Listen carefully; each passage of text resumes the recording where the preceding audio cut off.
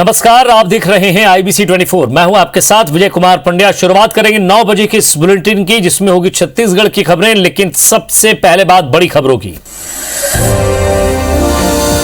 छत्तीसगढ़ में भी किसान संगठनों ने किया प्रदर्शन। सीएम भूपेश ने आज कृषि और वन विभाग की समीक्षा। बिलासपुर में भी अब संडे होगा अनलॉक। महासमुंद में अंतरराज्यीय ट्रक चोर गिरोह का खुलासा। तो चलिए इन बड़ी खबरों के बाद कुछ और बड़ी खबरें देखते हैं, जिन पर विस्तार से हम चर्चा करेंगे। सबसे पहले बात उस बिल की, उन 3 कृषि कानून की, जिनके खिलाफ छत्तीसगढ़ में भी किसान संगठनों ने प्रदर्शन किया है। रायपुर में किसान संगठनों के पदाधिकारी और किसानों ने राज्यपाल को ज्ञापन सौंपने के लिए मोती बाग से राजभवन तक पैदल मार्च के लिए निकले, लेकिन पुलिस ने मोती बाग चौराहे पर ही रोक दिया। इस दौरान पदाधिकारियों और पुलिस अधिकारियों के बीच बहस भी हुई। किसानों ने कहा कि इस कानून को वापस लेने के लिए पिछले 7 महीने से देश भर में किसान संगठन केंद्र सरकार के खिलाफ प्रदर्शन कर रहे हैं, लेकिन केंद्र सरकार कानून वापस नहीं ले रही है।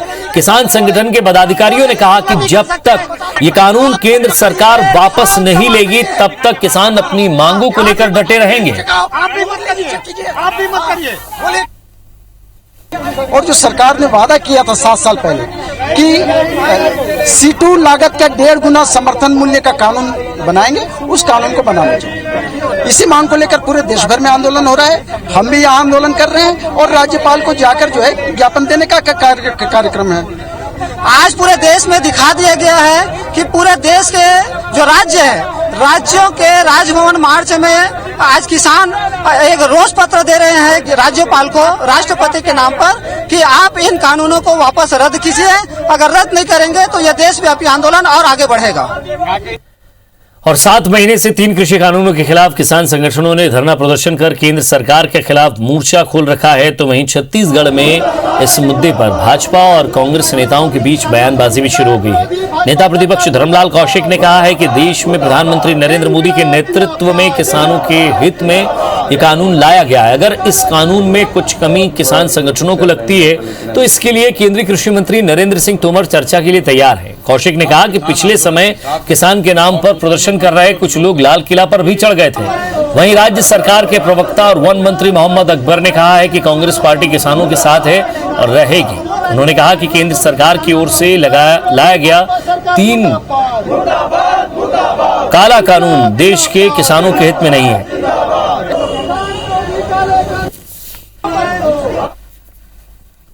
आज भी हमारे मंत्री सारे बातचीत के लिए तैयार हैं। मुझे ऐसा नहीं लगता कि समस्या के समाधान के लिए इस प्रकार के प्रदर्शन हो रहे हैं, बल्कि विगत दिनों उसका प्रदर्शन जो है दिल्ली में दिखाई दिया है और लोगों ने अपने आंखों से देखा है कि किस प्रकार से लाल किले में जाकर के उत्पात मचाए हैं। कांग्रेस का पूरा समर्थन किसान आंदोलन को है। लगातार आप देख रहे हैं हमारे राष्ट्रीय नेता भी समर्थन किए हुए हैं। जो भारत सरकार ने कानून बनाया है वो बिल्कुल गलत है, वो किसानों के हित में नहीं है। मुख्यमंत्री भूपेश बघेल 9 जुलाई तक सभी विभागों की योजनाओं को लेकर समीक्षा बैठक करेंगे। शुक्रवार से बैठकों का सिलसिला शुरू हो चुका है।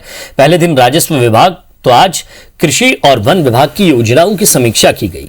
इस बैठक में कृषि मंत्री रविंद्र चौबे और वन मंत्री मोहम्मद अकबर समेत विभाग के आला अधिकारी मौजूद रहे।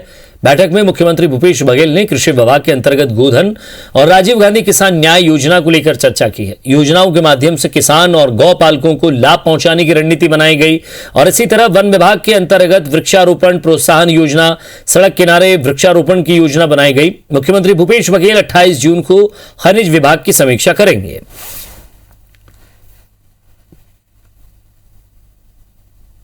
गोधन न्याय योजना, गोबर खरीदी, वर्मी कंपोस्ट का विक्रय, सुपर कंपोस्ट का विक्रय, मुख्यमंत्री वृक्षारोपण प्रोत्साहन योजना और पौधों का वितरण और फलदार वृक्षों का लगाया जाना वनाधिकार पट्टे वाले क्षेत्रों में, ये इसी सब बातों की समीक्षा हुई। और छत्तीसगढ़ में निगम मंडल, बोर्ड और आयोग की दूसरी सूची 2.5 साल बाद भी जारी नहीं हो पाई है। इसको लेकर एक बार फिर से कांग्रेस और भाजपा के बीच बयानबाजी तेज हो गई है। नेता प्रतिपक्ष धर्मलाल कौशिक ने आरोप लगाया है कि सत्ता और संगठन के नेताओं में गुटबाजी के कारण दूसरी सूची जारी नहीं हो पा रही है। उन्होंने कहा कि हम ये सुनते हैं कि सूची पूरी बन जाती है, लेकिन जारी करने से पहले फिर से नामों पर मंथन शुरू हो जाता है। नेता प्रतिपक्ष धर्मलाल कौशिक ने कहा कि अब कांग्रेस के नेता और कार्यकर्ता भी मायूस हो गए हैं कि 2.5 साल से कम से कार्यकाल में वो पद पर आकर क्या करेंगे। उधर वन मंत्री मोहम्मद अकबर ने कौशिक पर पलटवार करते हुए कहा कि कहीं भी कांग्रेस के अंदर गुटबाजी या अंतरकलह नहीं है। निगम मंडल बोर्ड की सूची फाइनल हो गई है, कभी भी जारी हो सकती है। देखिए, निगम मंडल की नियुक्ति की जहां तक बात है, मुझे लगता है लगातार बैठकें हो रही है, लेकिन जैसे ही नाम आता है उसके अंतरकलह उजागर होता है और होने के बाद में नियुक्तियां पोस्टपोन हो जाती है, रद्द हो जाती है। 2.5 साल हो गई और 2.5 साल होने के बाद में नियुक्तियां नहीं हुई है। इससे अंदाजा लगा सकते हैं कि सरकार में कितनी एकरूपता है, कितनी समरूपता है। बिल्कुल कोई अंतरकलह नहीं है, सब एक हैं और सब मिलजुल के जो भी तय हुआ है, बहुत से निगम मंडल में नियुक्ति हो चुकी है और जो बाकी बच गया है वो होने जा रहा है। अधिकांश नाम तय हो चुके हैं, अब जारी होना है, हो जाएगा। और छत्तीसगढ़ के खाद्य और संस्कृति मंत्री अमरजीत भगत गुरुवार को राजनांदगांव के दौरे पर थे। जिले का प्रभारी मंत्री बनाए जाने के बाद यह उनका पहला दौरा था, इसलिए नेता और कार्यकर्ताओं ने उनका जमकर स्वागत किया। इस दौरान जब शराब को लेकर उनसे सवाल पूछा गया तो उन्होंने इसे अनसुना कर दिया। उन्होंने कहा कि कुछ सुनाई नहीं दिया। वहीं अब इस पर बीजेपी हमलावर हो गई है। पूर्व सीएम रमन सिंह ने ट्वीट करके जमकर हमला बुलाया है और अब स्वास्थ्य मंत्री टीएस सिंहदेव का बयान भी सामने आया है। उन्होंने कहा है कि कई बार कुछ कठिन सवालों को डक भी करना पड़ता है।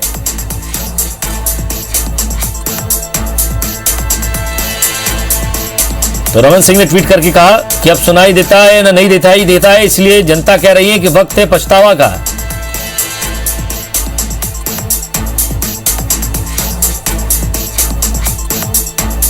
तो अमरजीत भगत के बयान पर पूर्व मुख्यमंत्री रमन सिंह ने ट्वीट किया है।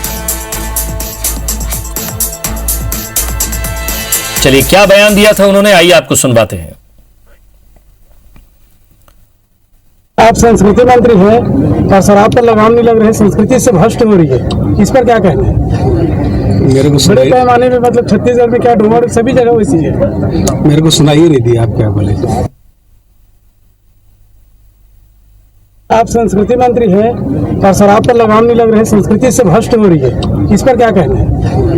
मेरे को बड़े पैमाने में मतलब छत्तीसगढ़ में क्या डूमर सभी जगह वैसी है। मेरे को सुनाई ही नहीं दी, आप क्या बोले?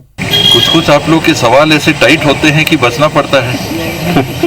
लेकिन शराब कठिन सवाल होते हैं तो अक्सर डक भी करना पड़ता है। और इधर बिलासपुर पहुंचे दुर्ग सांसद विजय बघेल ने राज्य सरकार के कामकाज को लेकर निशाना साधा है। सांसद बघेल ने सरकार पर वाहवाही लूटने और दिखावा करने का आरोप लगाया है। उन्होंने कहा है कि बीजेपी ने जनादेश का सम्मान करते हुए 2.5 साल का भरपूर मौका सरकार को दिया, लेकिन इसके बाद जो स्थिति है वो जनता और छत्तीसगढ़ के हित में नहीं है। वहीं मंत्री जयसिंह अग्रवाल के बयान पर भी पलटवार किया।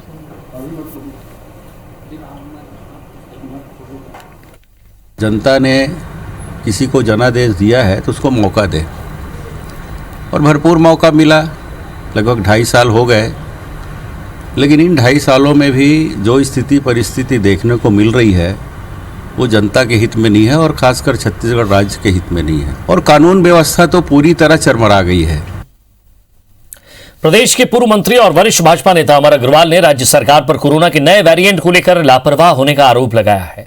अमर अग्रवाल ने कहा है कि WHO ने डेल्टा प्लस को लेकर आगाह किया है और देश के 4 राज्यों में डेल्टा प्लस वेरिएंट भी मिल चुके हैं, लेकिन फिर भी छत्तीसगढ़ सरकार सचेत नहीं है। उन्होंने कहा कि सरकार केवल नारों में है, कांग्रेस सरकार की कोई भी योजना पूरी तरह से धरातल पर नहीं उतरती दिखती। अमर अग्रवाल ने कहा कि किसानों को राहत देने के लिए केंद्र ने खाद और सब्सिडी दी, लेकिन छत्तीसगढ़ में किसान खाद बीज के लिए परेशान है।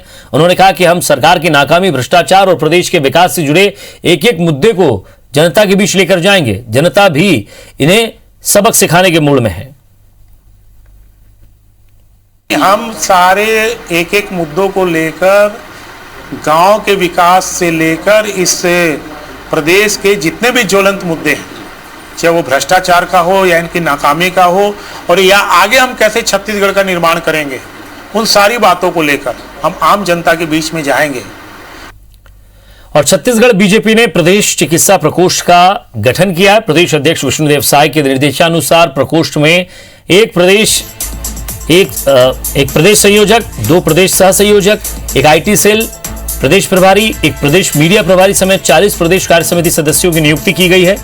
डॉक्टर देवेंद्र कश्यप और डॉक्टर रतन तिवारी को प्रदेश सह संयोजक, डॉक्टर शेखर ताम्रकार को आईटी सेल का प्रदेश प्रभारी बनाया गया है। डॉक्टर हेमंत साहू को प्रदेश मीडिया प्रभारी नियुक्त किया गया। प्रकोष्ठ के प्रदेश संयोजक डॉक्टर विमल चोपड़ा ने यह सूची जारी की है।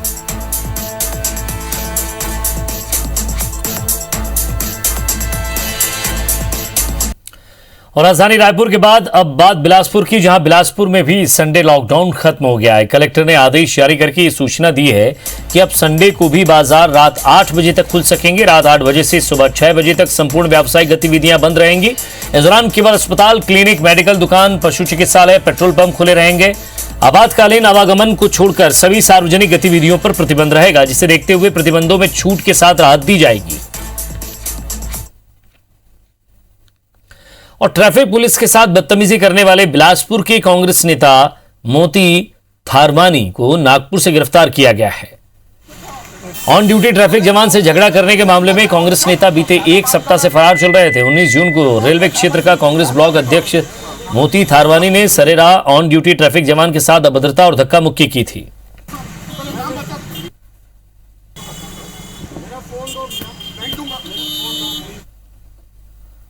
रायगढ़ में जलाशयों की जमीन पर माफियाओं की नजर गड़ गई है। किरोड़ीमल नगर में भूमाफियाओं ने कोकड़ी तराई जलाशय की 100 एकड़ से अधिक की जमीन पर न सिर्फ बेजा कब्जा कर लिया है, बल्कि उसे औने पौने दाम पर बेच भी दिया है। आलम यह है कि जलाशय की जमीन पर 100 से अधिक घरों की पूरी बस्ती बस गई है। जब तक विभाग को खबर लगती तब तक जलाशय की 100 एकड़ जमीन पर कब्जा हो चुका था। इस मामले को लेकर अब ग्रामीणों ने मोर्चा खोल दिया है। ग्रामीणों ने जिला प्रशासन को शिकायत कर कब्जाधारियों को बेदखल करने की मांग की है। उधर जल संसाधन विभाग की जमीन पर बेजा कब्जे की बात सामने आई है। जल संसाधन विभाग ने अधिकारियों का कहना है कि औद्योगिक इलाका होने की वजह से उस इलाके में बाहरी लोगों के आकर बसने की जानकारी मिली है। इस मामले में जल्द ही अभियान चलाकर बेजा कब्जाधारियों को बेदखल किया जाएगा।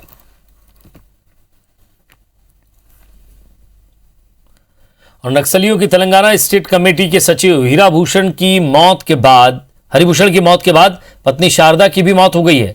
इस खबर ने तेलंगाना और छत्तीसगढ़ खुफिया एजेंसी हरकत में आ गई है। दरअसल बीते 22 जून को हरिभूषण की मौत का दावा तेलंगाना के कोत्तागुडम एसपी ने किया था, जिसके बाद नक्सलियों ने भी प्रेस नोट और तस्वीर जारी करके हरिभूषण समेत 2 नक्सली कमांडरों की मौत की पुष्टि की थी।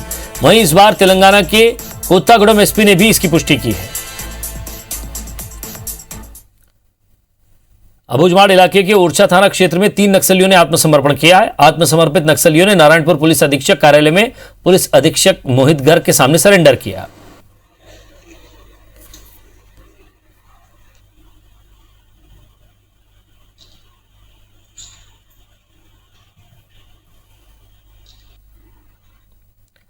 और इसी के साथ फिलहाल इस बुलेटिन में इतना ही। नमस्कार।